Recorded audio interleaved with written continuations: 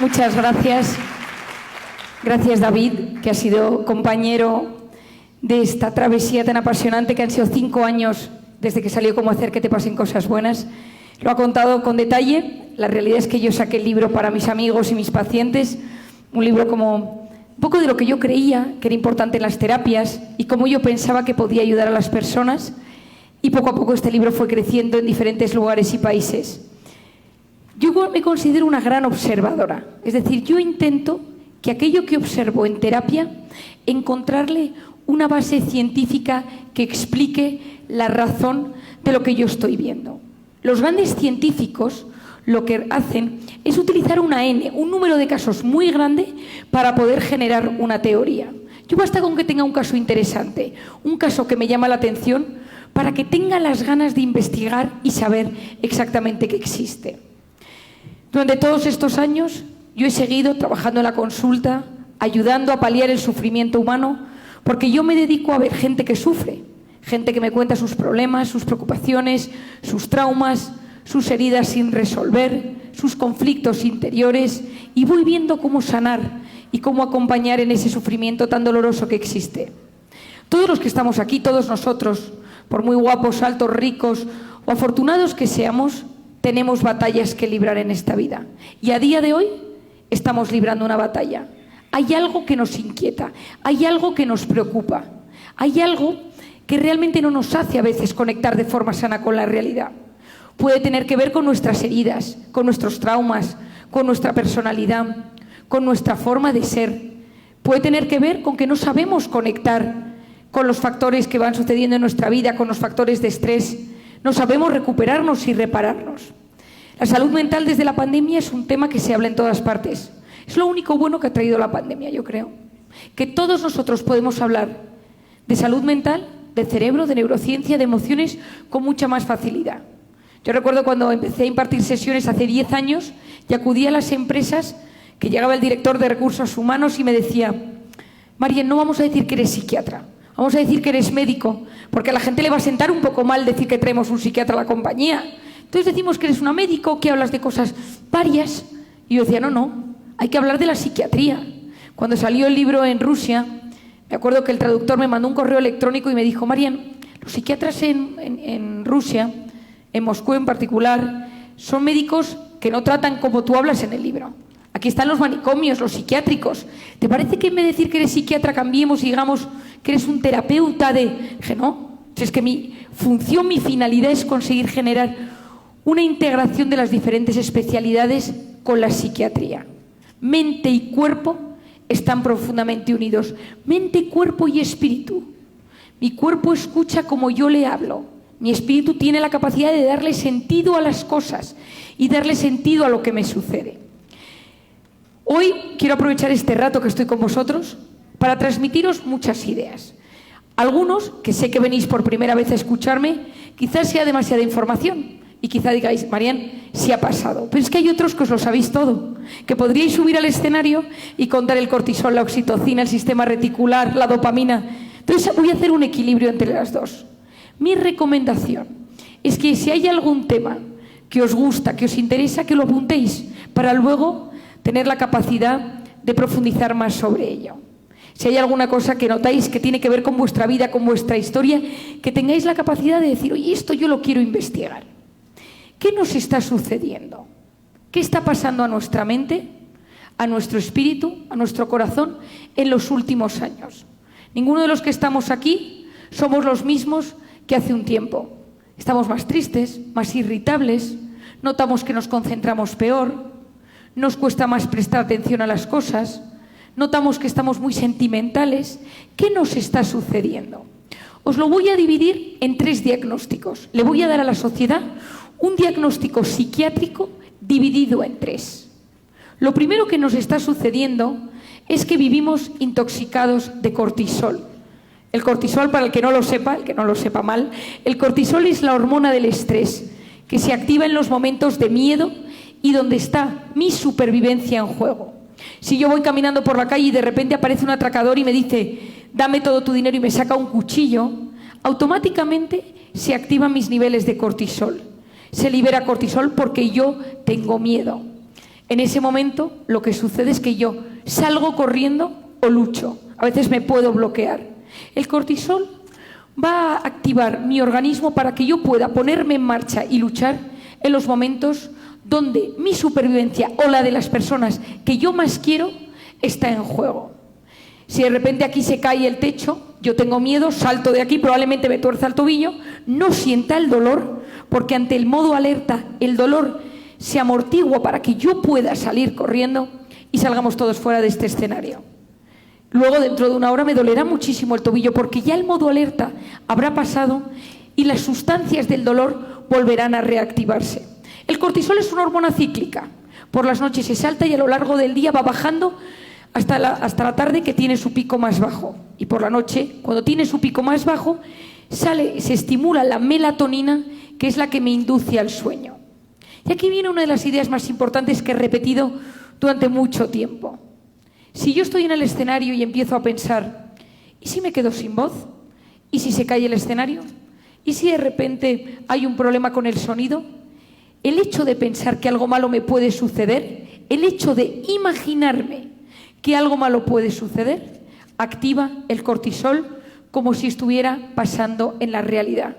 Es clave, idea importantísima, base de la neurociencia, base de la capacidad de vivir de forma sana en el presente. Mi mente y mi cuerpo no distinguen una amenaza real de una imaginaria. ¿Qué pasará el día que mi padre fallezca y yo me tenga que encargar de toda la herencia y de todo el tema de mis hermanos? ¿Qué pasa con la enfermedad de mi madre, que está mayor, y que todos mis hermanos nos peleamos a ver quién la cuida? ¿Y si mi hijo está en las drogas? ¿Y si mi pareja me está siendo infiel? ¿Y si me quedo sin trabajo? Ese 90% de cosas que me preocupan nunca jamás suceden. De todos los pensamientos que se activan en mi cerebro constantemente, que luego os explicaré cómo surgen y cómo dominarlos, el 90% nunca van a suceder, pero tienen un impacto directo en mi salud. Esto es importantísimo que lo entendamos, y es importantísimo que nos hagamos una pregunta. ¿Cuáles son esos pensamientos tóxicos que me invaden? Si mi negocio, si mi familia, si mi pareja, si mi salud, si mi dinero. Y siempre surgen temas, porque mi cerebro tiende a veces a buscar problemas por ese instinto de supervivencia que tiene. Si yo me intoxico de cortisol, esto es debido a que vivo inundado de pensamientos negativos. Esa intoxicación de cortisol de la que hablaba al principio puede ser debida a varias causas. La primera, estado de alerta mantenido, estado de miedo mantenido, estado de tensión mantenido. Puede ser por algo real o imaginario, puede ser porque tengo una personalidad obsesiva, una personalidad controladora, porque soy perfeccionista y busco que esté todo bien a todas horas y no soy capaz de relajarme. El perfeccionista, por definición, es el eterno insatisfecho. Nunca nada está a la altura de lo que uno quiere. El perfeccionista se intoxica de cortisol. El controlador, el obsesivo, el que vive con miedo. ¿Qué es el miedo? El miedo es un látigo interior que me perturba y quita la paz. Eso es el miedo. Y todos tenemos miedos. Y a veces, para identificar esos miedos, yo me tengo que observar. ¿Soy de los que genero conflicto constantemente porque me gusta que haya tensión? ¿Soy de los que evito el conflicto? ¿Soy de las personas que me da miedo estar cerca de la gente por miedo a que me juzguen? Al revés, ¿soy de aquellos que me expongo? ¿Me gusta ser el centro de atención? ¿Me gusta pasar desapercibido? ¿Soy una persona que no sé decir que no? ¿Soy una persona que soy excesivamente complaciente con tal de que todo mi entorno se encuentre a salvo? Y yo me voy investigando y analizando y me tengo que hacer unas preguntas. ¿Qué quiero evitar comportándome de este modo? ¿De qué me estoy defendiendo? ¿De qué tengo miedo a sufrir? ¿Qué imagen desastrosa sale de mí cuando pienso en esa imagen que me da miedo? Esta es una pregunta que yo hago mucho a mis pacientes. En ese momento en el que permites que tu cabeza se evada y tú notas que el miedo se apodera de ti, ¿cuál es esa imagen terrible? De tuya, de tu familia, de tus hijos, de tu seguridad económica, profesional, personal. Intentar comprenderse nos genera un gran alivio. Y ahí la respuesta a esas preguntas es miedo a sufrir, miedo a perder el control, miedo a no ser perfecto, miedo a que no me quieran. Y esos miedos me hacen interpretar la vida de forma errónea. Porque la felicidad no es lo que me pasa, sino como yo interpreto lo que me pasa. Si yo vivo desde el miedo, desde la tensión, desde el modo alerta, yo me intoxico de cortisol e interpreto la vida desde otro lugar. Yo ya no estoy en ese lugar donde veo las cosas como son, sino desde esa interpretación del miedo. Y todo es mucho más negativo. ¿Qué más me sube el cortisol? El sentirme solo, humillado, abandonado y poco querido. Esto es importantísimo que lo sepamos. Una persona es más fuerte, no cuando es fuerte, sino cuando se siente querida. La mejor vacuna para envejecer bien y tener una vida saludable es tener relaciones buenas en nuestro entorno. Amigos de verdad, gente que nos quiere, gente que nos protege, gente que nos cuida. Ahora, la soledad mata, la soledad enferma y la soledad me intoxica de cortisol. ¿Cuáles son los síntomas de intoxicación de cortisol? Existen los síntomas físicos, psicológicos y de conducta. A nivel físico, se me cae el pelo, me tiembla el párpado, se me duerme la mano, se me hincha la tripa, empieza la gastritis, se modifica la microbiota. De esto hablo yo en cómo hacer que te pasen cosas buenas. La microbiota es ese conjunto de microorganismos que se encuentran dentro de la luz del intestino, virus, bacterias, hongos, protozoos, que cuando yo vivo en estrés se modifican. El equilibrio de esa microbiota se ha visto que está íntimamente relacionado con el sistema inmune, con mi inflamación y con mi bienestar. Cuando yo estoy intoxicado de cortisol, modifico la microbiota y empiezo con hinchazón abdominal, me duele el estómago, empiezo con intolerancias, puede aparecer un reflujo, Helicobacter pylori, una celiaquía. Por eso hay mucha gente, hay mucha moda de dejar el gluten, la lactosa, pero lo que me sucede es que ese estado de estrés mantenido está modificando mi intestino, mi microbiota y las cosas no me sientan bien. Primer diagnóstico físico, mi organismo se altera. El segundo, a nivel psicológico. Lo primero que sucede cuando yo estoy intoxicado de cortisol es que estoy irritable. Estoy más tenso, salto más, me enfado.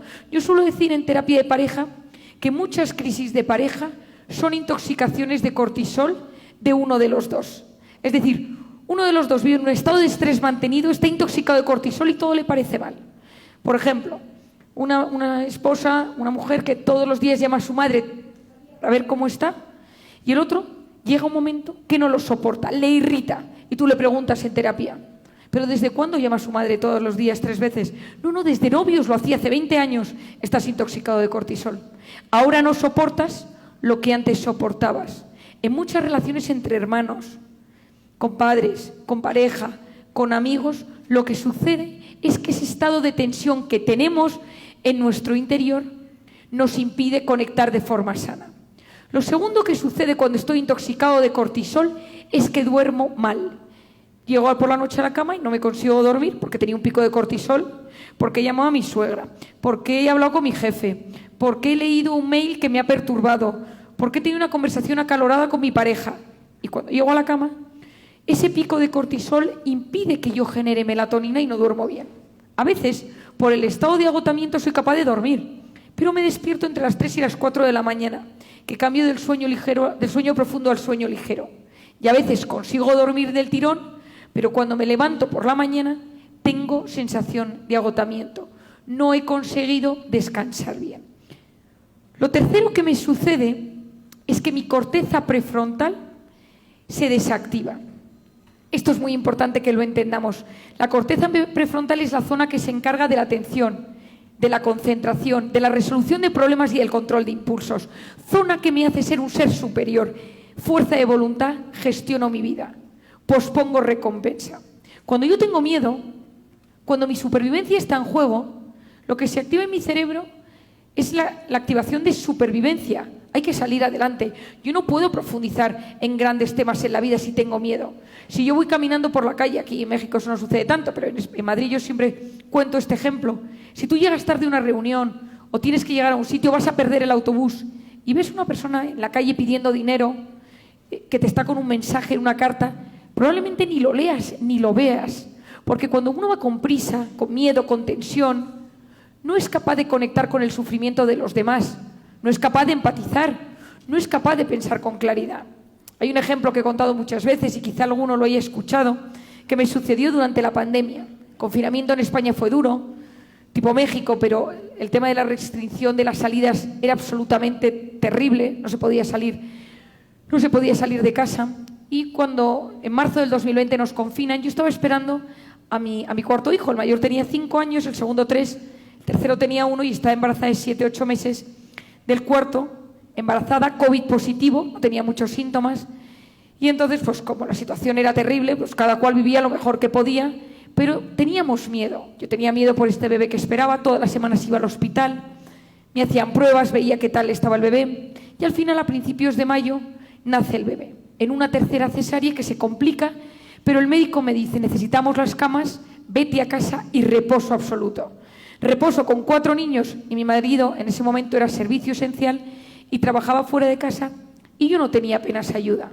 Yo llego a casa, situación crítica, vivíamos en ese momento en un apartamento muy pequeño, no podíamos salir a ningún lado, los niños querían saltar, correr, yo no sabía cómo gestionarlo, yo muchos días lloraba y decía, o sea, si yo que tengo todas las herramientas para poder gestionar los momentos de estrés y lo estoy pasando así de mal, ¿cómo lo estarán viviendo otras personas?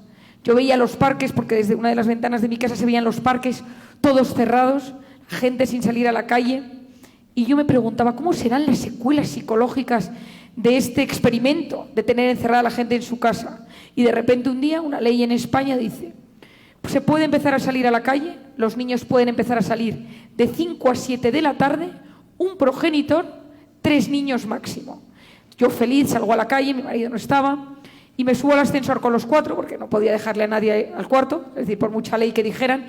Y si alguno tiene niños pequeños sabe que cuando uno sale con el carrito, la moto, el patinete, pues bueno, todos metidos en el ascensor, yo no me podía agachar, estaba muy sensible y los dolores eran terribles. Salimos a la calle, todo el mundo metido en la acera con los niños, los parques cerrados, una situación desquiciante. Y cuando ya eran las 7 menos 5, digo, hay que volver a casa. Se cae un niño, uno de mis hijos al suelo, intento recogerlo y tenía mucho dolor. 7:15, se para una patrulla de policía, baja la ventanilla y me dice, señora, la tengo que multar, son las 7:15 y va usted con 4 niños. Le digo, usted lo que le pasa es que está intoxicado de cortisol y su corteza prefrontal no le permite empatizar conmigo. Se me queda mirando y me dice, no he entendido nada de lo que ha dicho. Le digo, pues debería entenderlo porque yo ya llevo muchos años hablando de este tema y usted debería saber lo que es el cortisol. Y mi hijo mayor se me queda mirando y me dice, mamá, no te enfades, no sabe lo que es el cortisol. Y me dice, señora, deme sus datos que le voy a multar. Y empiezo a llorar, un llanto limpio de ese, como con lágrimas. Ese llanto es buenísimo porque un 80% de la lágrima es cortisol y luego no es tan fácil sacarlo. Entonces a veces cuando la gente dice, es que María no sé si llora, llora, es buenísimo. Que luego desprenderse de todo ese cortisol es malísimo. Y empiezo a llorar. Me dice, señora, usted necesita ayuda urgente. Digo, ¿le sorprendería?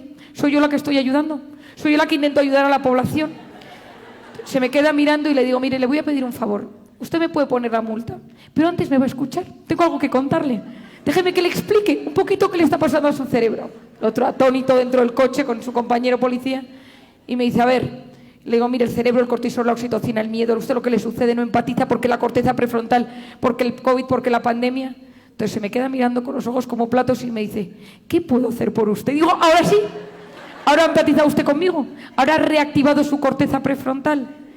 Cuando uno tiene miedo, cuando uno vive intoxicado de cortisol, la corteza prefrontal se desactiva y nos cuesta empatizar con los problemas. Este pobre le habían dicho al salir de comisaría, a partir de las 7 de la tarde multa todo lo que veas con niños, solo 3 niños. O sea que yo le decía a este señor, ¿qué hago con el cuarto? ¿A quién se lo doy? Dice, es que la ley no, usted ve mi situación. Es una situación crítica. O sea, los parques cerrados, pero él no había sido capaz de entender mi situación hasta que yo se la expliqué. Eso es corteza prefrontal. Cuando vivo intoxicado de cortisol me pongo triste.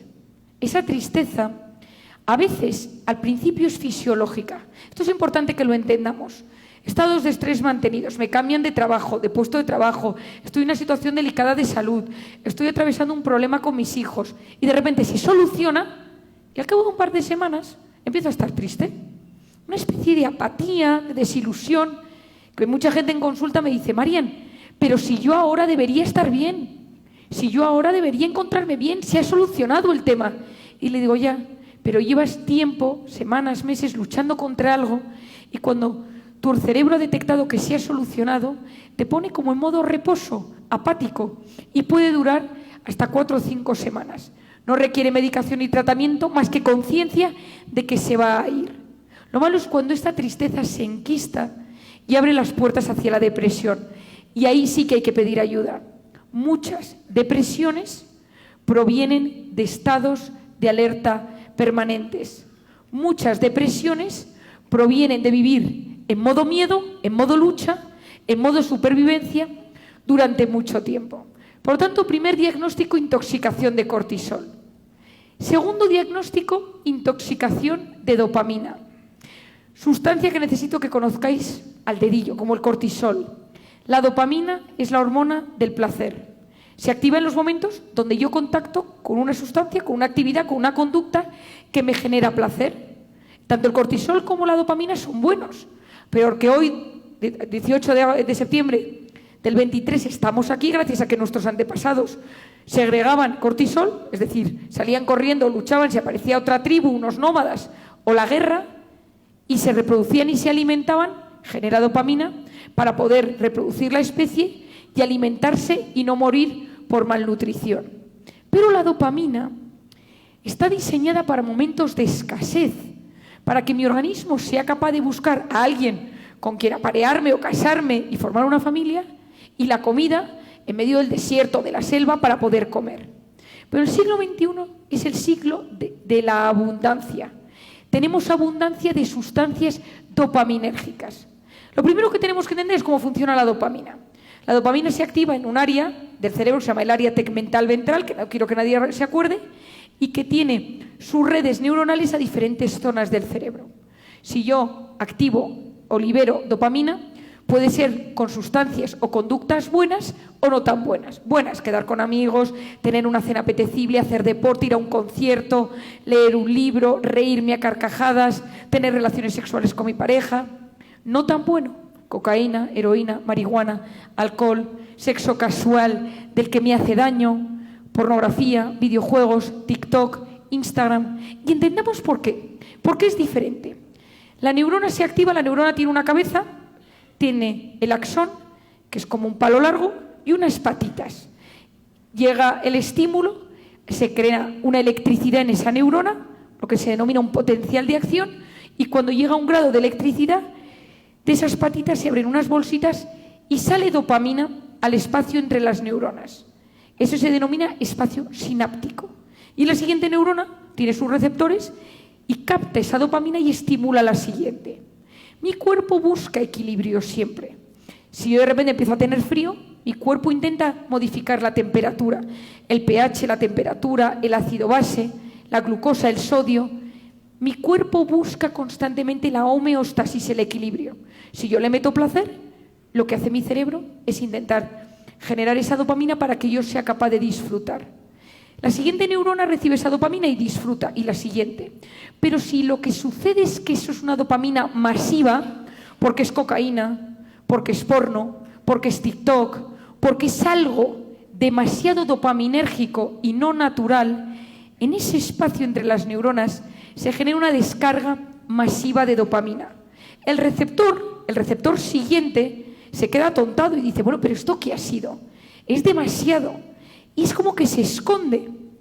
Y el resto de receptores de las neuronas que están alrededor se esconde también. Se desensibiliza la neurona.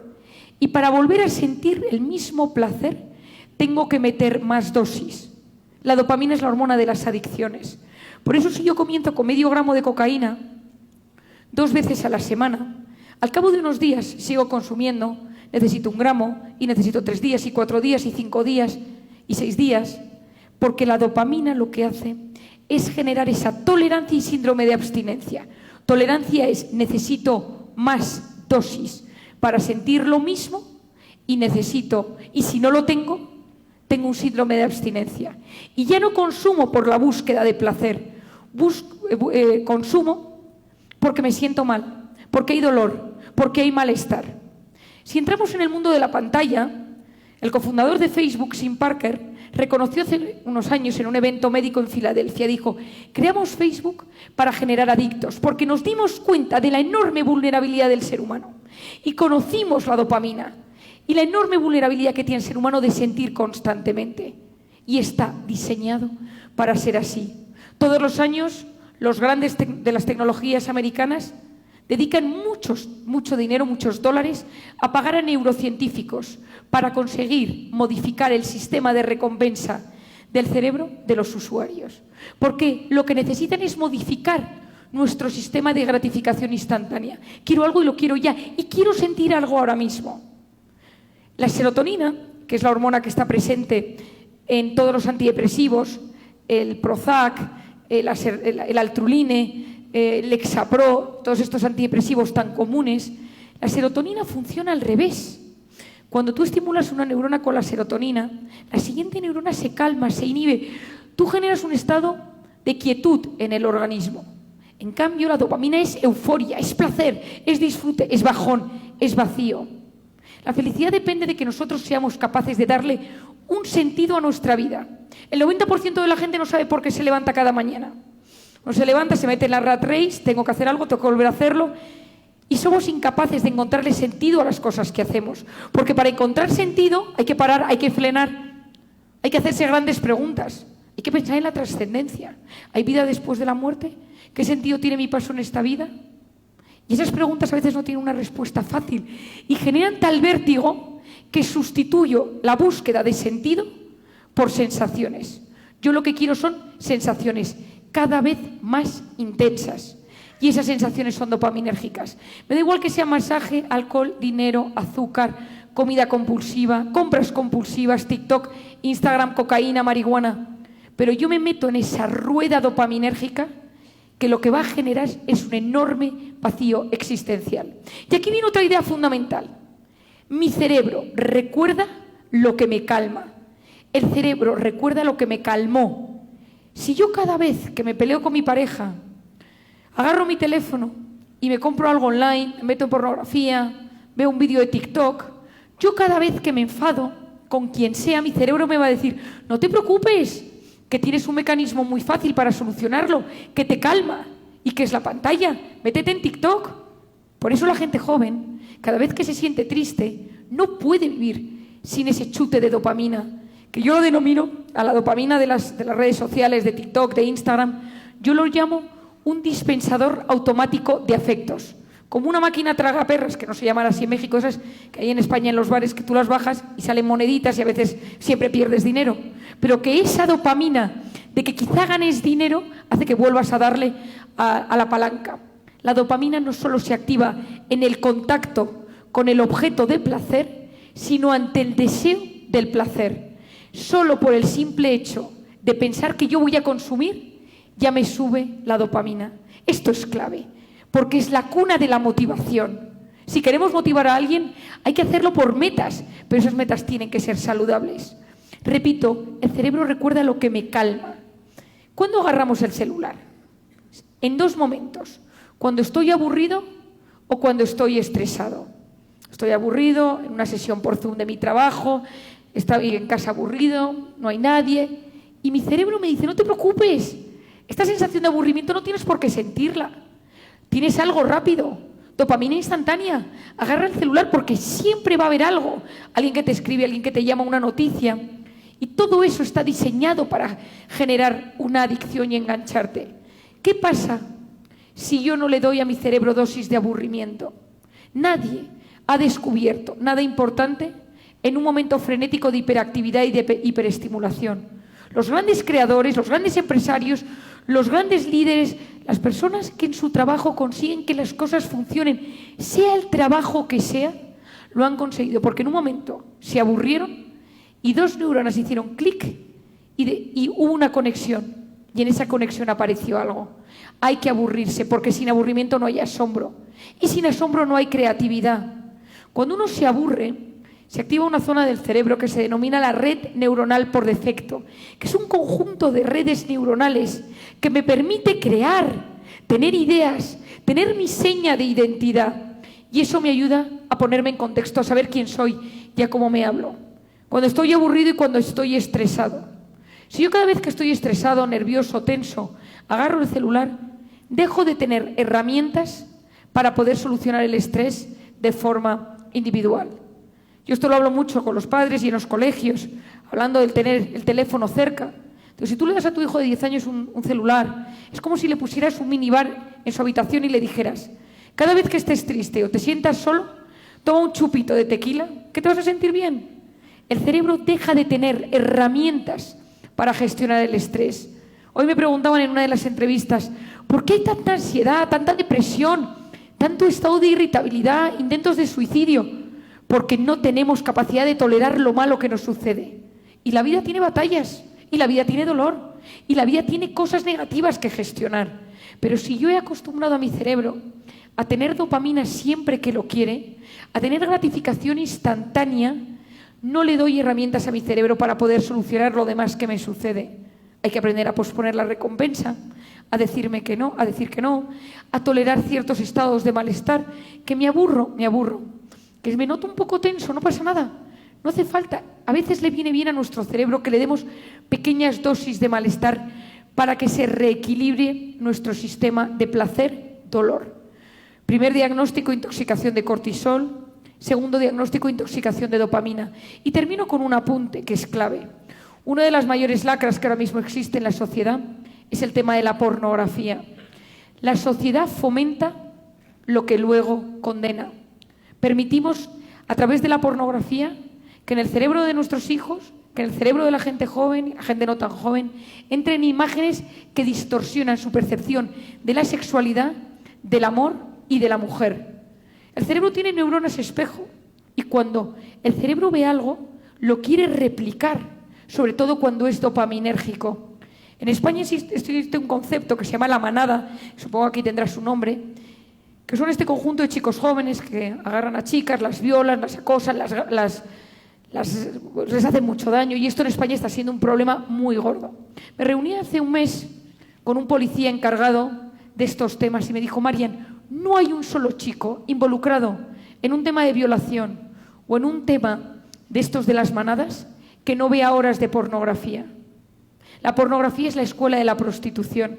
Si alguno aquí me sigue sabe que es un tema en el cual estoy muy involucrada, porque mi labor profesional comenzó sacando niñas de la prostitución en Camboya y a día de hoy sigo ayudando en esto. Desde España todas las semanas trato a alguna prostituta y ellas te lo explican. Los hombres vienen a nuestros centros y nos dicen con la lista de lo que quieren, con la lista de lo que han visto. Hace poco me decía un paciente que se había ido a Ámsterdam a celebrar un tema de su empresa, que habían alcanzado unos objetivos y les invitaron a Ámsterdam. Y un grupo de ellos se fue al Barrio Rojo y fueron, no sé si sabéis que están las prostitutas en los escaparates, parece la mayor degradación de la mujer, y tú eliges la que quieres. Y entonces él llevaba la lista de lo que había visto en los vídeos porno en los últimos meses para pedirle a la chica que lo fuera haciendo. Y la chica, a medida que le pedía algo, le sacaba el datáfono y le decía: son 100 euros más, son 100 euros más. Entonces yo le decía a este chico, yo le decía: no conozco a nadie que haya tenido una relación sexual placentera con un datáfono de por medio. No conozco a nadie, porque eso ya le quita cualquier tipo de sensación placentera a la relación. Y esta prostituta el otro día me decía: lo que me preocupa es que viene gente de todo tipo y como esa dopamina ya no es suficiente, porque esto no me lo decía la prostituta, esto se lo explicaba yo, porque los receptores están completamente atontolinados, tú necesitas más. Por eso ahora el 80% de Internet es pornografía.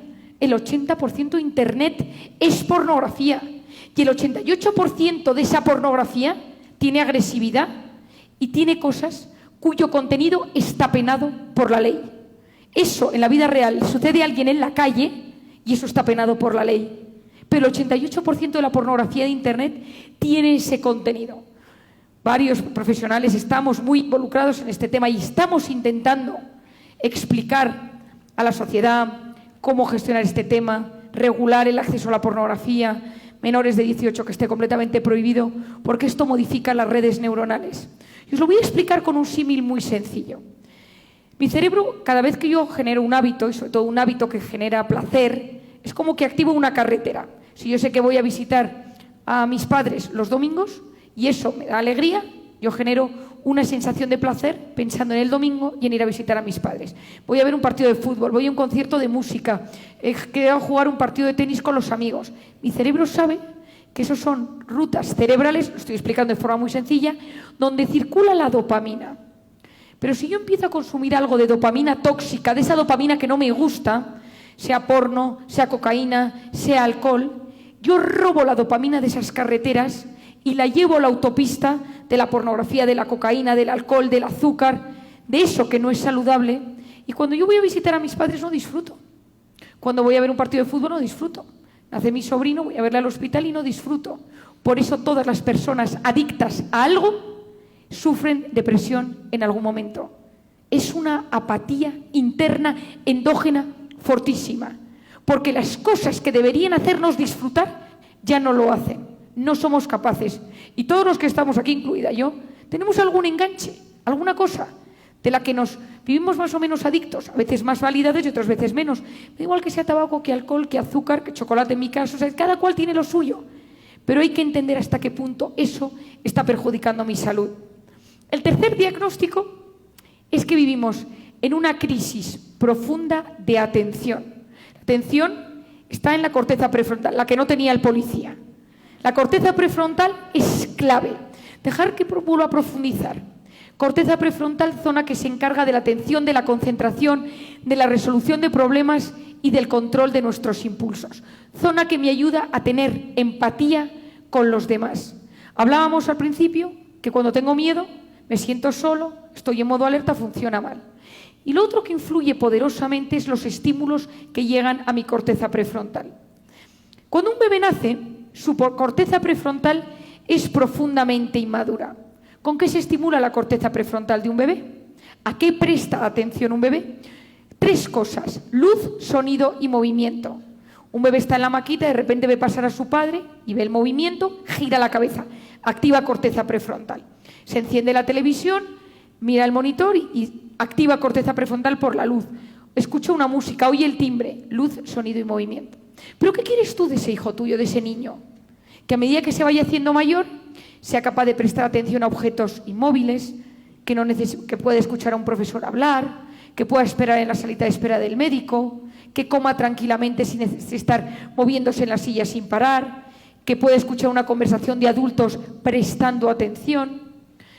¿Qué pasa si tú a ese niño desde que es pequeño le das una pantalla? ¿Qué es la pantalla? Luz, sonido y movimiento.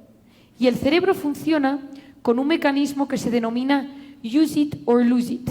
O lo usas o lo pierdes.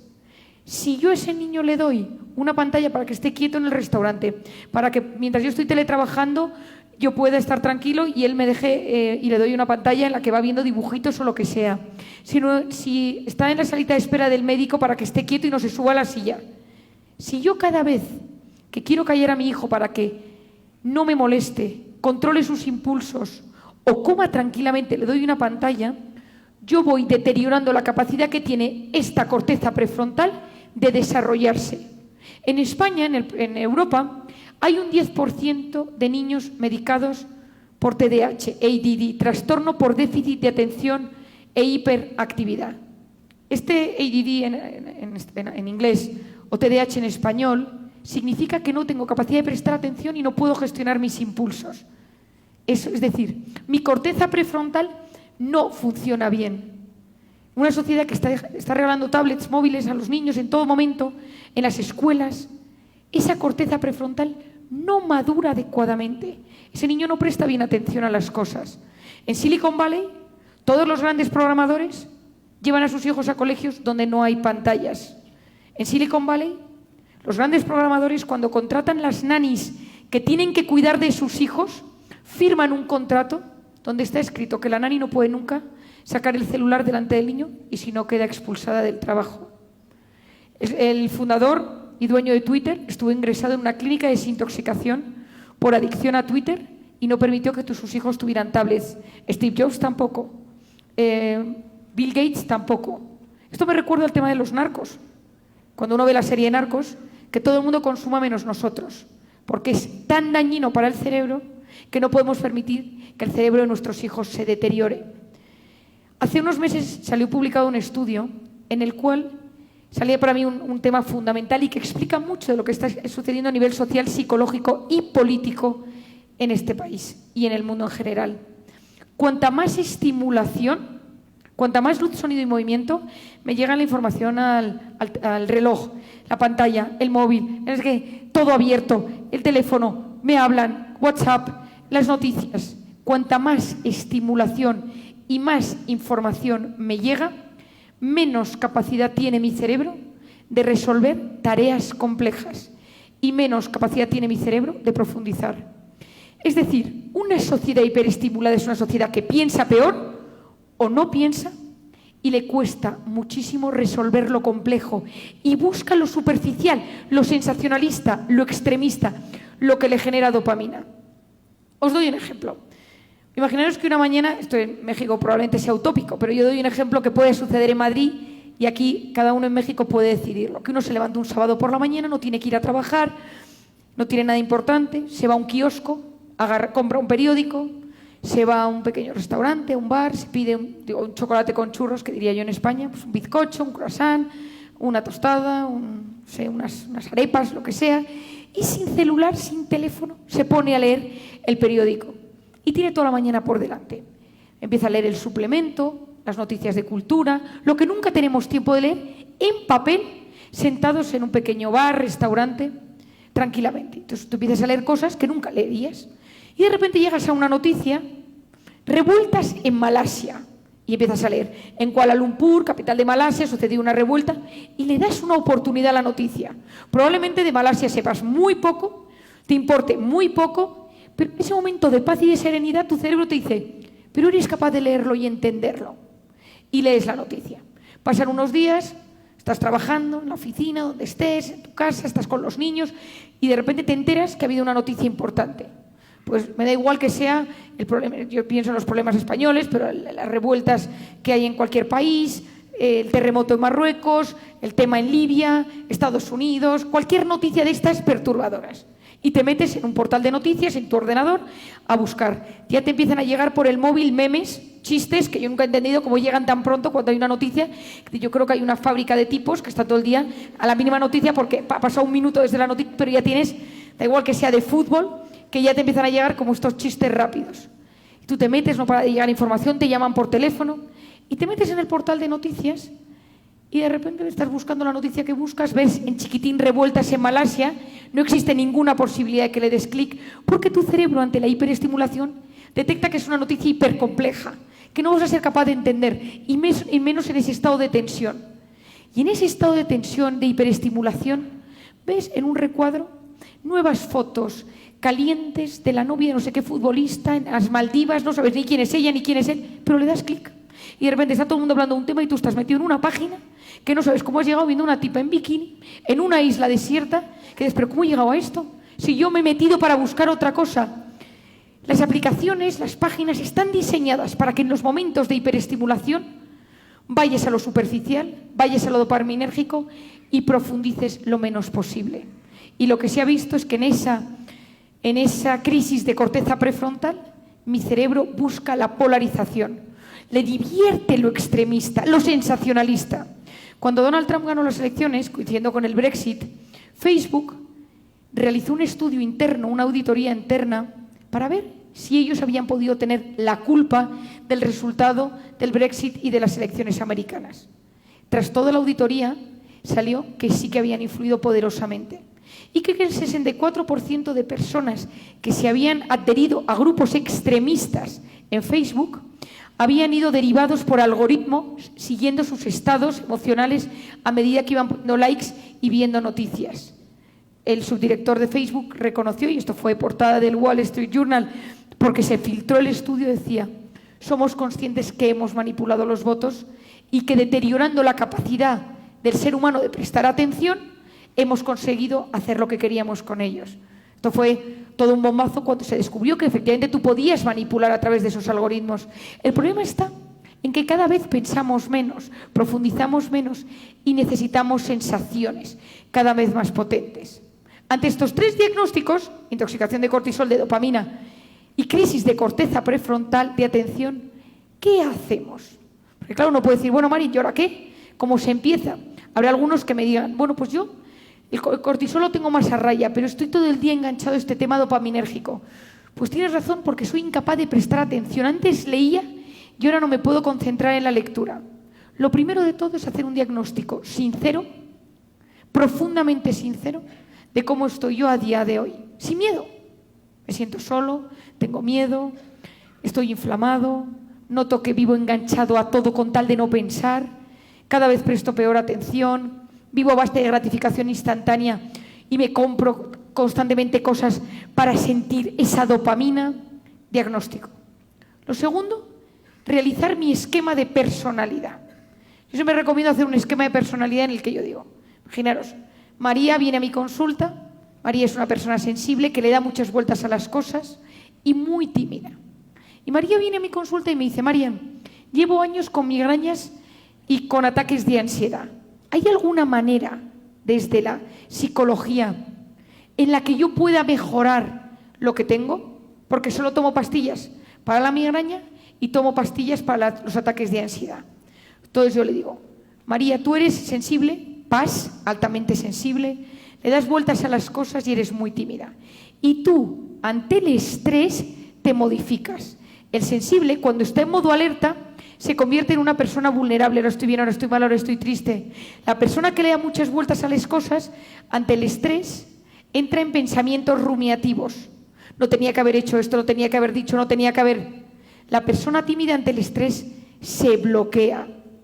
Esto es clave que lo entendamos, porque todos nosotros luego vamos a somatizar a nivel físico y a nivel psicológico.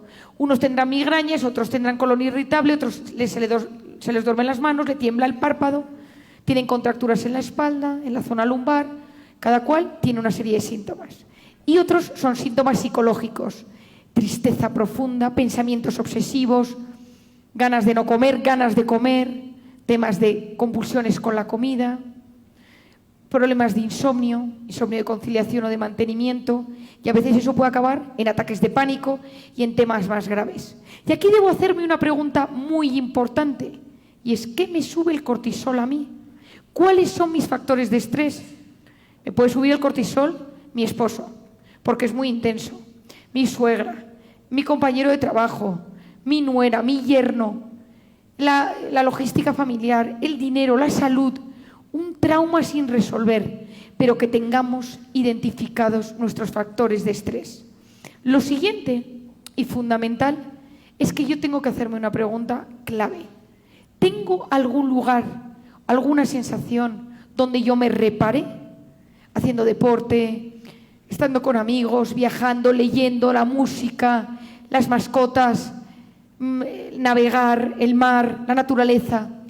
El ser humano no está diseñado para vivir en modo alerta.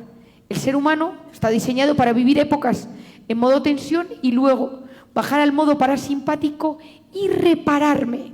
Si yo vivo constantemente en modo alerta, me voy a enfermar seguro y voy a inflamarme y todas esas cosas que ya conocemos. Lo siguiente que me tengo que preguntar es, ¿tengo alguna herida sin resolver? ¿Hay algo de mi historia que esté ahí y que cuando yo echo la mirada atrás veo que sigue doliendo? Eso es un trauma. Esos son los traumas y es una de mis especialidades. Yo siempre digo que salud mental es ir al pasado y volver sano y salvo. Cuando uno tiene una herida del pasado, un abuso, un abandono, una violación, bullying, preguntas sin resolver de temas que pasaron en mi infancia, si ese tema no está bien gestionado, no está bien sanado, sigue pegando coletazos en la vida adulta. Yo me paso la vida preguntando en consulta, ¿hay heridas sin resolver? ¿Hay algo que siga ahí, que esté enquistado? Porque un trauma siempre acaba saliendo. Uno no puede ir a cualquier persona a contarle su trauma. Tiene que ser capaz de ir a un psicólogo, psiquiatra, terapeuta, y que esa persona lo trate con una delicadeza sublime. Porque las heridas mal sanadas son la puerta de entrada a enfermedades físicas y a enfermedades psicológicas. Uno de los temas que yo más trato en consulta es el tema del abuso, porque yo he estado tratando durante muchísimos años a raíz de mi experiencia en Camboya, pero los abandonos, las tristezas, hay que sanar esas heridas. Lo siguiente que es clave es que yo meta la actividad física en mi día a día. El deporte es fundamental. Cuando yo hago deporte, sobre todo cardio, a partir de 15 minutos, fabrico una sustancia en el cerebro que se denomina BDNF, factor neurotrófico derivado del cerebro, por favor, que nadie recuerde el nombre. Pero es una sustancia tan sumamente buena que la industria farmacéutica está intentando buscar pastillas de BDNF porque frena el deterioro del sistema nervioso, mejora la memoria, baja la inflamación, mejora las conexiones neuronales. Si uno se mete en Amazon y busca BDNF, sale que existen pastillas, pero no llegan al cerebro, o sea que no las compréis. Pero es una sustancia que solo se fabrica cuando yo realizo deporte. Hoy en día sabemos que cuando uno fabrica esa sustancia, ve con más claridad, es capaz de detectar mejor las respuestas. Por eso se recomienda, yo lo recomiendo en los colegios, que el deporte se haga por las mañanas, a primera hora, porque cuando tienes esa sustancia en el cerebro, tienes mucha más capacidad de memorizar, de entender, de comprender, de estudiar. La gente hoy en día pues, va muchísimo a los gimnasios. Yo recuerdo cuando nació mi tercer hijo, tuve un boom de infidelidades en la consulta en los gimnasios. Entonces le tenía yo un poco de manía al tema gimnasio. Entonces un día llega mi marido a casa y dice, me voy a apuntar al gimnasio. Digo, pues me apunto contigo, no vas a ir solo. Y entonces me voy al gimnasio con él. Yo había dado a luz hace unos 2 meses y entonces tenía el cuerpo pues, de una persona que daba a luz hace 2 meses. Y llego a la puerta del gimnasio. Entonces viene la entrenadora personal y le dice a mi marido, entonces, ¿tú qué quieres trabajar? La espalda, no sé qué, la fuerza, tal. Dice, uy, tú tienes... Y digo, no, yo vengo por amor. Digo, yo vengo porque esto ahora mismo es riesgo de infidelidad. Y entonces yo vengo a caminar a su lado mientras él hace el deporte que haga. Entonces la entrenadora me miró como diciendo, esta chica está fatal de la cabeza. Y es una celosa compulsiva. Entonces yo acompañé a mi marido al gimnasio, que es un sitio que me perturba profundamente porque me dedico a trabajar. Yo estoy en el gimnasio y digo, ay, este pobre nadie le quiere, este pobre se siente inseguro, esta chica quiere que la miren y por eso se ha vestido así. Entonces yo observo toda la patología psiquiátrica en el gimnasio, es un nido de patología. Luego hay gente muy saludable que va, pero hay gente con muchos complejos y los veo todos. Es como un lugar donde es como que lo veo todo con mucha luz. Entonces realmente no voy mucho al gimnasio.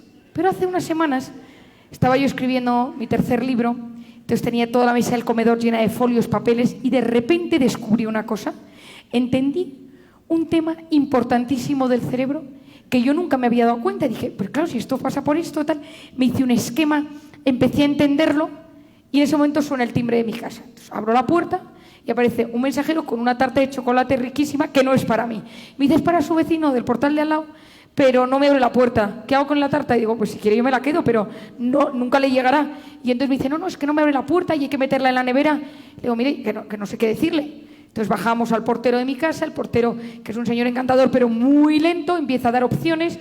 Y digo, bueno, que yo lo guardo en mi nevera, que le llamamos y tal. Bueno, 20 minutos de historia de la tarta de chocolate, que cuando vuelvo a la mesa, digo, bueno, no me acordaba. Digo, Dios mío, yo había descubierto algo importantísimo, yo había descubierto un tema. Entonces empiezo, releo, miro y digo, pero si yo leo esto, yo recordaba que había hecho una asociación entre 2 conceptos bastante interesantes que me hacía entender un montón de cosas del cerebro. Entonces empecé a agobiar y dije, bueno, me voy a ir a correr al gimnasio a ver si fabrico BDNF y veo con claridad, digo, a ver si eso que digo yo en las conferencias realmente funciona. Entonces me pongo mi chándal, salgo al gimnasio y estaba el entrenador en la puerta y me mira y le digo, no me mires, que vengo a generar BDNF para solucionar un tema de la mesa de comedor de mi casa. Me miró y me dijo, ¿tú estás bien? ¿Tú estás bien de la cabeza? Entonces me puse a correr 20 minutos. Salgo de correr y digo, ahora veremos si funciona. Subo a mi casa, me pongo delante de la mesa y efectivamente, esto era esto. Y dije, Dios mío, o sea, realmente sí que funciona. Cuando uno note un bloqueo mental, una situación de tensión, necesitamos buscar una solución a algún problema, el movimiento, el cuerpo es muy agradecido a cuando nos movemos. Por lo tanto, hacer ejercicio. Otro tema fundamental es cuidar la alimentación. Pero cuidado con la alimentación, porque se ha generado un movimiento tan sano en la alimentación que los pacientes vienen a mi consulta y me dicen, vale, me han quitado el gluten, el azúcar, los lácteos, pero estoy profundamente triste. No como nada, todo está malo, no hay nada rico. Entonces yo llamo a su nutricionista y le digo, dale un poco de algo rico, porque le habrás curado la gastritis, pero lo has metido en una depresión.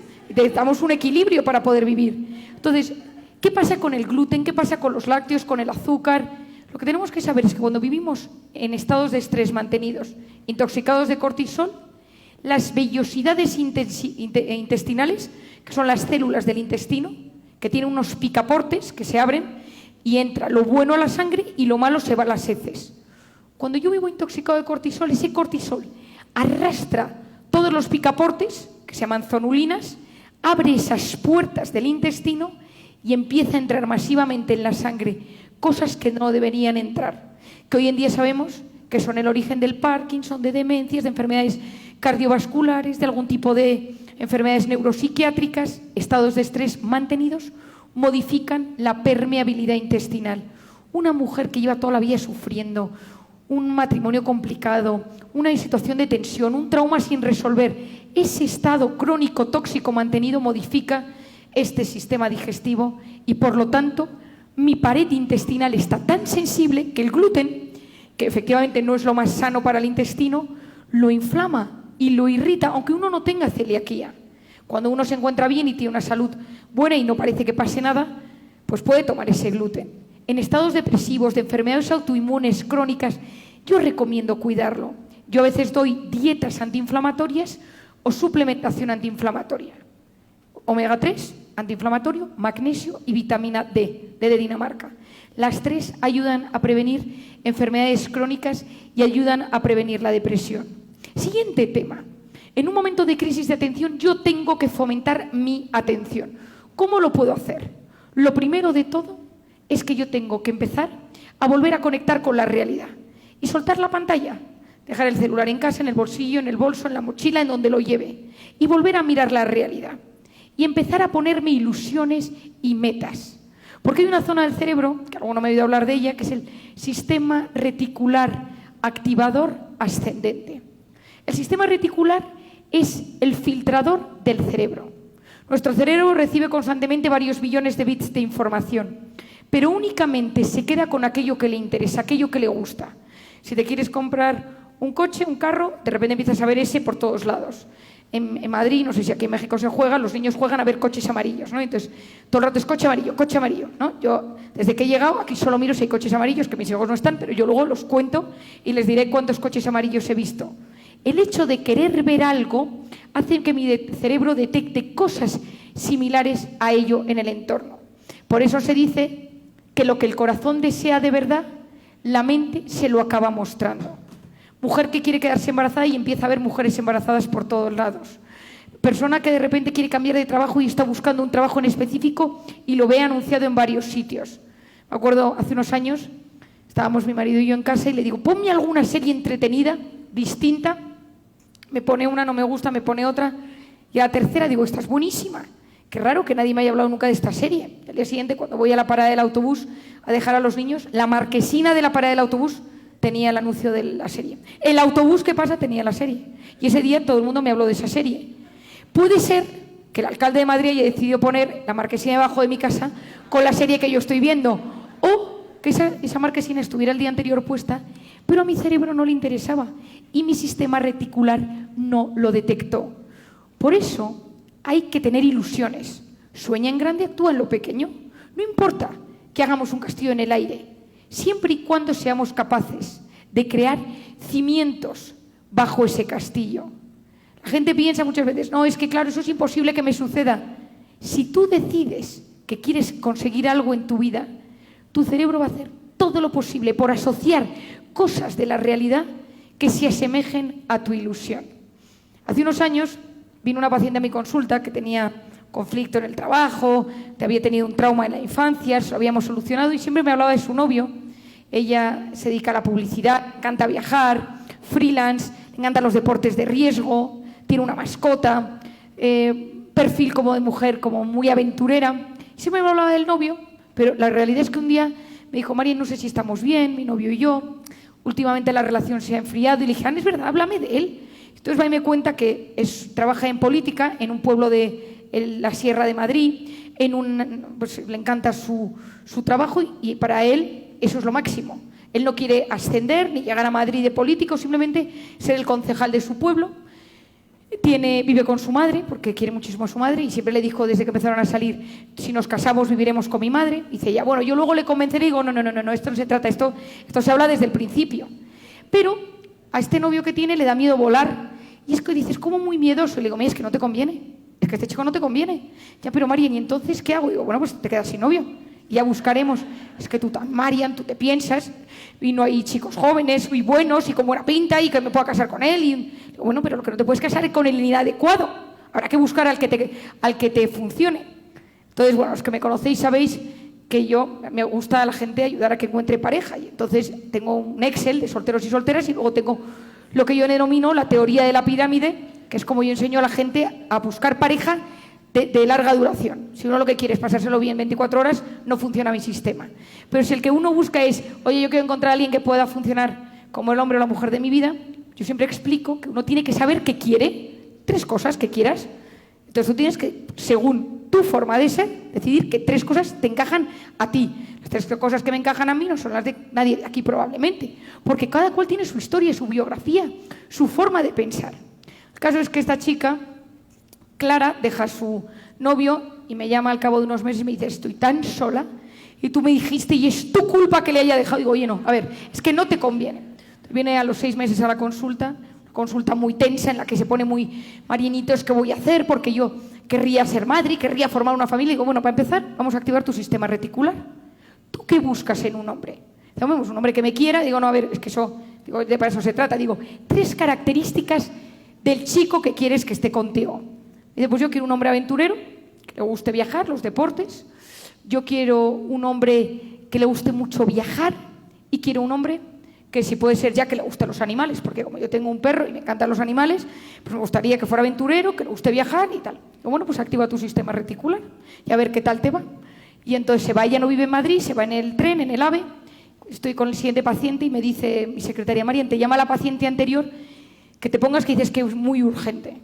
Me pongo al teléfono y le digo, bueno, ¿qué ha pasado? Dice, Marian, ¿tienes algo que ver con el chico que está sentado a mi izquierda en el tren? Y entonces, por paréntesis, podría tener que ver. Quiero decir, yo me excedo en mis labores de psiquiatra, o sea, yo actúo de vez en cuando de psiquiatra y el resto de tiempo hago cosas extras que a mis becarios les digo que es mala praxis y no hay que hacerlo, pero es que yo no podría ser yo. Entonces, pues mi carpeta con currículums, mi carpeta con solteros, o sea, que decir, y yo, pues, oye, en los últimos 3 años hemos casado a 5, los pongo en salita de espera a los 2, esperando, les digo que iban retraso, que se bajen a tomar un café. Tengo la de Starbucks, que sabe que cuando le mando le aviso y le digo estos 2 en la mesa de la esquina, o sea, que decir, la cosa ya está bien montada. Y entonces me dice esta, oye, Marian, ¿tienes algo que ver con el tipo que está sentado aquí a mi izquierda y tal? Digo, no. Dice, ¿seguro? Y digo, no, es que no sé, o sea, no he llegado a tener tu billete en la mano, o sea, que decir, no llego a tanto. Y le digo, ¿por qué? Dice, no, porque pinta bien. Y digo, ten muchísimo cuidado, sé prudente, no te lances, por favor. No, Marian, pero de verdad, digo, por favor, te lo pido, sé prudente, sea lo que sea, sé prudente. Historia que luego me cuenta por la tarde, porque lógicamente yo la llamé luego por la noche y necesitaba saber lo que había sucedido. Y entonces me cuenta que se sienta en el sillón, ella miraba a la ventana, se sienta un tipo a su lado, abre el ordenador y empieza, viajes a Tailandia, aventuras que no te puedes perder. Y sale él pues, con un traje neopreno en una barca, tirándose luego en tirolina, no sé qué, y la otra, taquicardia, claro, y empieza a ponerse nerviosa, y mira, tal. Dice, oye, ¿qué te dedicas? Le dice, yo asesoro en agencias de viajes de aventuras de riesgo. Y le dice la otra, ¿y tu pareja cómo lo lleva? Oye, la otra bien, otra bien. Y le dice, no tengo pareja porque nadie aguanta mi ritmo, porque estoy todo el día viajando, me encantan los deportes y tal. Entonces la otra se le queda mirando, ve los ojos claros y tal, empieza a ponerse nerviosa y suena el teléfono del chico, el móvil. Y la foto es él, el chico abrazado a un perro. Y dice, es mi perro. Y dice, es el hombre, es él. Claro, entiendo que saliera al baño a llamarme, yo lo entiendo que saliera a llamarme. Y entonces ella con prudencia empezó a contarle, le quedaban 20 minutos, eran 20 minutos más importantes de su vida, ella era consciente de ello. Entonces cuando yo por la noche la llamé, digo, ¿qué ha pasado? Me cuenta la historia y digo, dime, por Dios, dice, nos hemos dado los móviles. Esto fue justo antes de la pandemia, empezaron a salir, luego se casaron, hace poco han tenido 2 niños. Entonces ella siempre me dice, tú tienes que contar mi historia, porque yo no creía absolutamente nada en lo que tú decías. No significa que porque uno salga a la calle y diga, oye, yo me quiero encontrar con ese que va a aparecer, pero lo que significa es que si yo quiero algo con mucha fuerza, mi cerebro hace lo posible. Si yo tengo un tema en mi cabeza constante, runruneando, mi cerebro hace todo lo posible por mostrármelo. Yo he explicado en muchas ocasiones la anécdota tan divertida que me pasó hace años, pero que lo ejemplifica muy bien, de mi paciente con TOC, trastorno obsesivo compulsivo, paciente muy grave, de mi padre, que la heredé yo y que ahora ya solo viene un par de veces al año con una obsesión. Viene obsesionado con el vecino de arriba que dice que hace ruido y que en ese ruido está hablando con vida extraterrestre. Es decir, está muy bien hasta que tiene 2 momentos en los que ya no está tan bien. Entonces tiene su libreta donde cada vez que viene apuntamos 1 de abril 2019, viene por la obsesión de tal. Y entonces trabajamos ese día, le hago a veces un MDR, que es una técnica que hago yo para mitigar estados de ansiedad, o le ajusto la medicación, o terapia conductual, según cómo está el paciente ese día. Entonces llega un día y me dice, mira María, no he querido anular la cita, porque hace mucho que no te veo, pero hoy no tengo ninguna obsesión. Siempre vengo a informarte que he encontrado al hombre en mi vida, él todavía no lo sabe. Es Patrick Dempsey, el actor de Anatomía de Grey, el neurocirujano guapo, él no es feliz con la que está, y veo que en el móvil lleva la foto, que se ha puesto la foto de Patrick Dempsey. Luego dame la carcasa del móvil. Digo, ¿cómo que no es una obsesión? Que no, María, que es una realidad. Estamos diseñados el uno para el otro. Una obsesión es cuando no es factible. Lo único es que se lo tengo que decir.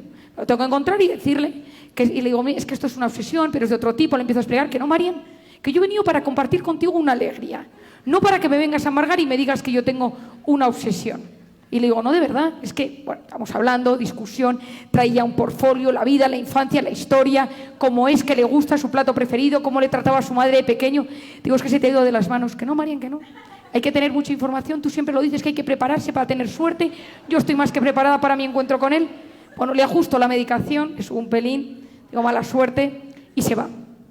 Y la siguiente paciente, o el siguiente paciente no había llegado, y hay una farmacia al lado de mi consulta, bajo a comprar unas cosas. Y cuando vuelvo y bajo por la calle, trabajo en una calle ancha de Madrid, veo a un tipo con gorra justo al lado, le miro y veo que es Patrick Dempsey. Y digo, no puede ser, es imposible. Miro a ver si hay una cámara de televisión, que es lo más probable, no había. Le digo, ¿es usted Patrick Dempsey? Y dice, sí. No puede ser, yo llevaba la carcasa con la foto en el bolsillo. Y le digo, bueno, claro, ¿y usted qué hace aquí? Dice, no, he quedado a comer en La Gasca con Claudio Cuello, en un restaurante que no encuentro, me he perdido. Tú sabes, digo, pero ¿y estás aquí en Madrid ahora? Así, claro, entendés también mi situación. Entonces yo llevaba la factura de la farmacia, puso una dedicatoria y me puso para un médico de verdad de un médico de mentira. Entonces nadie le digo, no, segunda calle a la izquierda, tal, la esquina, estaba a 5 minutos, subo a mi consulta, llamo a la paciente y le digo, sin que sirva de precedente, tira la libreta a la basura y vete a Claudio Cuello con La Gasca, tienes a Patrick Dempsey, todo tuyo. Y entonces yo tenía una becaria al lado que me dice, ¿eso está mal? ¿Tú no puedes hacer eso? Estás agudizando su patología. Y digo, no, el universo quiere que estén juntos. Hazme caso. O sea, entonces, por la noche la llamo porque digo, esta se ha ido al restaurante, es imposible que no haya ido. Y entonces la llamo por la noche y digo, ¿qué tal ha ido? Y dice, pues he ido al restaurante, he entrado. Yo que la conozco, debió entrar muy decidida, en plan, he quedado con este señor, he quedado con Patrick, y entonces debió entrar a la mesa, le saludó, hola, ¿qué tal? No sé qué. Según ella me contó, debió medio sentarse, algo le debió decir tan personal que el otro le impactó, en plan, te he traído algo, no sé. Y me dice, pero Marian, soy demasiada mujer para él. Tenía que verle, no es para mí. ¿Has visto? Ni tanta terapia, ni tanto MDR, ni tanta historia, ni tanta pastilla. Lo tenía que ver, Marian, y ya está. Pues mira, yo estaba convencida. ¿Has visto qué rápido se me ha ido eso que tú llamas obsesión? Entonces yo me quedé sentada en mi consulta y dije, ¿cómo he visto a este hombre? ¿Qué ha pasado? Yo soy de la teoría que hay cosas que suceden que no tienen explicación racional. Ninguna. Puede ser trascendente, espiritual, pero hay cosas que suceden que no tienen ninguna explicación ni del sistema reticular. Pero en este caso, si yo no hubiera estado 1 hora hablando de Patrick Dempsey, no lo habría visto. Porque no está en mis 1000 primeras prioridades. No le tengo puesto como un top en mi vida a Patrick Dempsey. Si yo quiero que algo me suceda a nivel personal, profesional, quiero encontrarme con algo, con alguien, conmigo, o sea, tengo que empezar a desearlo, visualizarlo, pero porque el cerebro es muy agradecido. Yo lo visualizo con el sistema reticular, mi corteza prefrontal, la de la atención, mantiene atención e intento hacer esfuerzos todos los días, un ratito, o de contemplar, o de agradecer, o de meditar, o de rezar. Cada cual el que le vaya mejor. Contemplar es mirar atentamente, como con delicadeza, lo que tienes delante. Meditar es decidir dónde tú quieres poner tus pensamientos. Rezar es creer que hay un ser superior que te quiere y te cuida.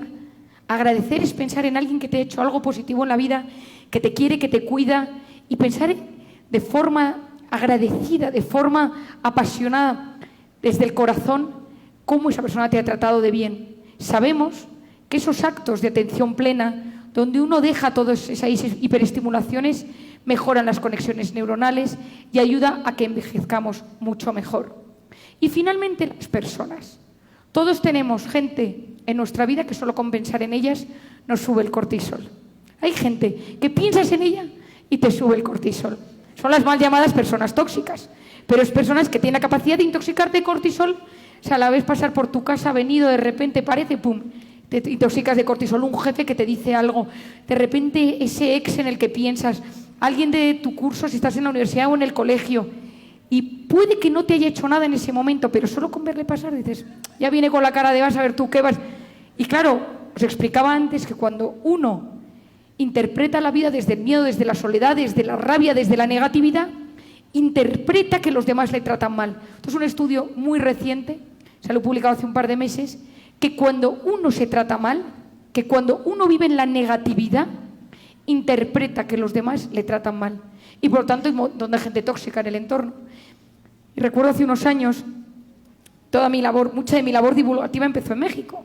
Hace 12 años en Guadalajara, en una conferencia en la Universidad Panamericana, y a raíz de eso comencé a dar charlas en el IPADE, y fue una experiencia maravillosa. Confiaron en mí y fue como una escuela donde yo aprendía a curtirme dando a directivos, a empresarios, a jóvenes, a mujeres de todo tipo, y aquí generé una gran comunidad de amigos que tengo en México.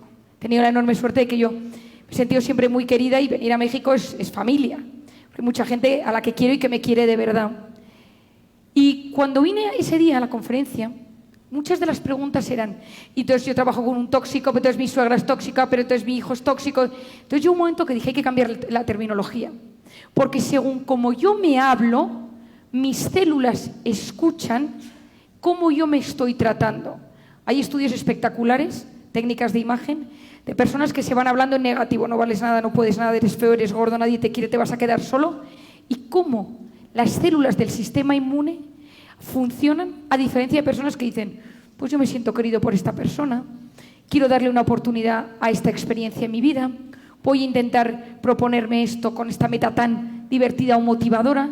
Y se ha visto que el sistema inmune, las células de la sangre, funcionan y circulan de forma diferente. Y en medio de la sesión dije, hay que ser personas vitamina. Esas personas vitamina que luego ha dado a luz a mi segundo libro. Y para explicar a las personas vitamina necesitamos entender qué es la oxitocina. La oxitocina es la hormona del parto y de la lactancia. Hasta ahí quedaban mis conocimientos cuando yo estudié medicina. Nace mi tercer hijo, estoy en plena lactancia en casa, de baja maternal, y me llaman del hospital y me dicen que se presenta un nuevo fármaco en el centro de Madrid. Entonces, yo tengo un coche, un Golf pequeño, que tiene 15 años, muy viejo, pero que funciona muy bien, y entonces me voy al centro de Madrid, a un parking terrible, en la planta -3, subo al hotel, están presentando el fármaco, estoy escuchando, y la persona que me cuidaba por entonces del bebé me escribe y me dice, Marian, se ha despertado el bebé, tiene hambre. Entonces luego corriendo, bajo al parking, pago, y cuando estoy llegando a mi coche, estaba aparcado entre dos cochazos, y el mío, cutre, pero que funciona muy bien, veo un tipo que me empieza a seguir, otro enfrente, empiezo a sentir taquicardia, taquipnea, pico de cortisol, una se conoce, y entonces de repente uno de los dos grita, dame las llaves del coche. Y le digo, no, si el mío es el viejo, el que casi no funciona, de hecho creo que ni arranca. Y entonces me dice, dame el bolso, dame la cartera, dame el móvil, quédate aquí. Y empecé a tener un miedo atroz.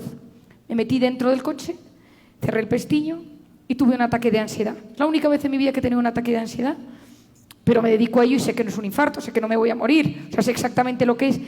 No podía respirar, no podía tragar, tenía esa sensación de bolo aquí en la garganta. Arranco el coche y el tío me iba dando golpes en el coche. Entonces ya por fin consigo salir del parking y noto que no puedo hablar y que sigo con esa sensación de infarto, pero que sé que es un ataque de ansiedad. Y llamo a mi marido y le digo, sin poder hablar, era como, o sea, tartamudeaba, pero lo único que alcanzo a decirle es, estoy bien, voy para casa. Tardo unos 15 minutos en llegar a casa, llego al portal, subo en ascensor y ya oía yo al bebé llorar, me siento en un sofá, me lo pongo a comer al pecho y al cabo de unos 3-4 minutos entra mi marido y me dice, Marian, ¿qué ha pasado? Y yo empiezo a hablar normalmente y le digo, no, espérate un momento, yo no puedo estar tan tranquila, esto ha pasado hace 20 minutos y este pico de cortisol tarda entre 6 y 8 horas en llegar a su estado original. Aquí está pasando algo muy extraño. Y mi marido, bueno, pues será que ya tienes mecanismos para gestionar el estrés después de tantos años y que en 20 minutos... Digo, no, porque ha sido una crisis de ansiedad. No ha sido solamente un pico de cortisol. O sea, yo he perdido nunca me había pasado tan grave.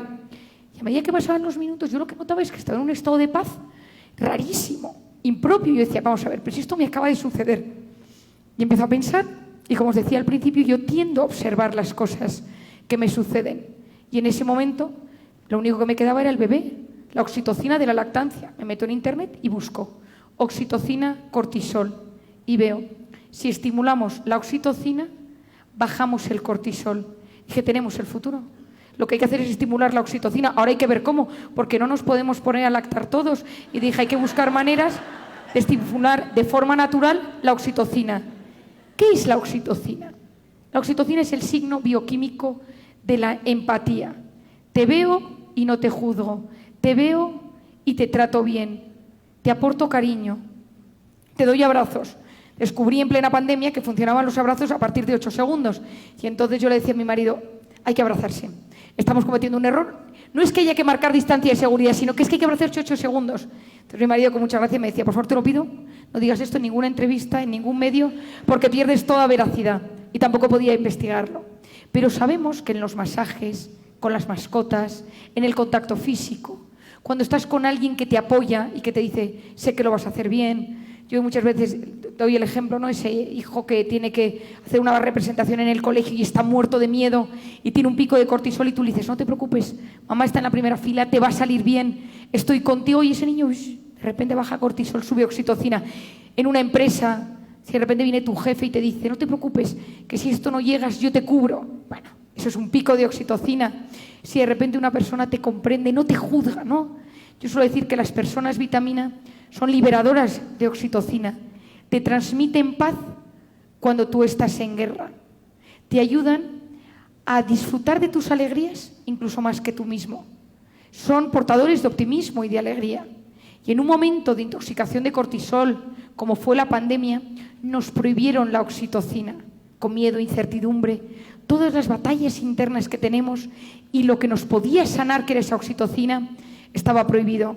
Yo quiero personas vitamina en el mundo. Yo quiero ir al mundo de gente vitamina, gente que te irradia, que te inunda, que te contagia con su ilusión y con su alegría.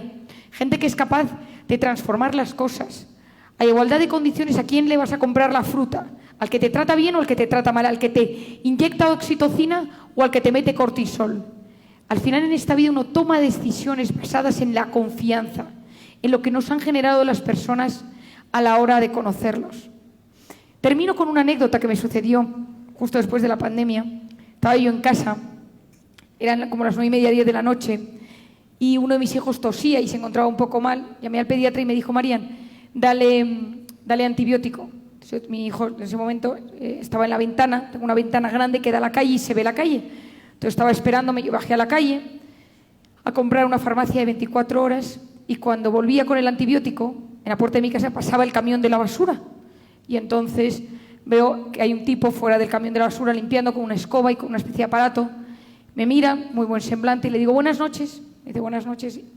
Subo las escaleras del portal, estoy girando la llave y noto que se ha quedado detrás mirando. O sea, tuve la típica sensación como de presencia y me giro y veo que está así, quieto, mirándome.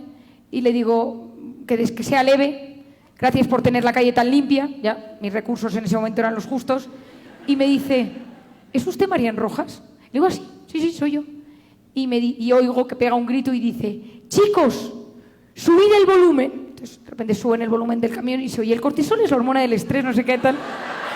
Y entonces me dice, entonces yo bajo las escaleras, con lo que soy yo encima de apasionada para estas cosas, y me dice, no, es que yo trabajaba en una empresa administrativo que quebró durante la pandemia, mi mujer tiene asma persistente por COVID, tenemos 2 hijos, y yo necesitaba trabajar.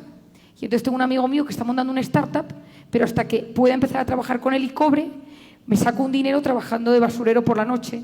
Vi que las condiciones no eran malas y pensé, voy a buscar un sentido de vida. Mucha de esta gente que trabaja aquí no tiene formación, no sabe nada. Entonces yo cada día les voy poniendo podcast, les hablo del cortisol, les hablo de economía, les hablo de política. Hoy hemos tenido lo de... hoy hemos tenido lo del PAS, las personas altamente sensibles, que la mujer de Johnny saluda, Johnny es PAS y tal, no sé qué. Yo no daba crédito. Entonces, yo que soy muy sensible y estas cosas, digo, ¿tú cómo te llamas? Ramón. Digo, Ramón, dame un abrazo. Le doy un abrazo de 8 segundos, lógicamente. Y mi hijo, que está en la ventana esperando al antibiótico, le dice a mi marido, papá, mamá está abrazada al basurero. Y mi marido, que me conoce muy bien, dice, no te preocupes, ha podido pasar cualquier cosa. que seamos personas vitamina, que nos conozcamos, que en este mundo de aturdimiento donde tantísimas cosas están sucediendo, que recuperemos el control de nuestra vida, de nuestra mente, de nuestra atención, que sepamos disfrutar de las cosas que realmente valen la pena, que sepamos también deshacernos de aquello que nos perturba y que nos impide alcanzar ese estado de plenitud, que podemos tenerlo, porque estamos en la tierra para alcanzar también ese estado de plenitud y de equilibrio, que nuestras relaciones personales sean saludables. Muchísimas gracias, Ciudad de México. Gracias, Planeta, por organizarlo. Siempre es una alegría estar aquí.